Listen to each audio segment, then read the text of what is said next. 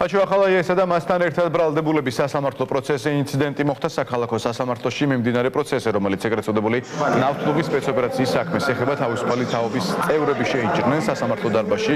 მათ პროცესზე შესვლის შემდეგ ხმაური ატყდა თავისუფალი თაობის წარმომადგენლები. ახალაიეს მოიხსენებდა როგორც მკვლელს, თუმცა თავად ბაჩუახალაია პროცესს არ ესწრებოდა. აღნიშნული ინციდენტის შედეგად მოსამართლემ თავისუფალი თაობის ერთ-ერთი წევრი ლადო სადღობელაშვილი 300 ლარით დააჯარიმა, რაც შეეხება ეგრეთ წოდებული ნავთლუღის სპეცოპერაციის საქმის პროცესი ცოტა ხნის წინ დასრულდა. სასამართლოს ხდომა გადაიდო იმ მოტივით, რომ დაცვის მხარის მოწმეები სასამართლოში არ მივიდნენ.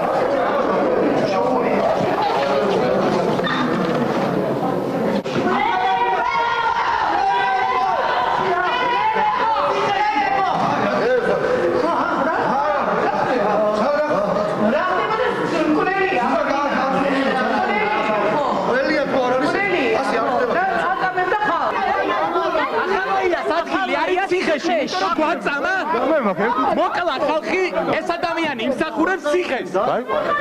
სასამართლოს წესრიგის დარღვევისთვის ბატონი ვლადიმერ სადღობელაშვილი დაბადებული 1986 წლის 16 ივნის დაჯარიმდეს 300 ლარით. გამოძახებული მოწმეებიდან არც ერთი არ გამოუცხადა, აქედან გამომდინარე არავინ არ დაიკითხება.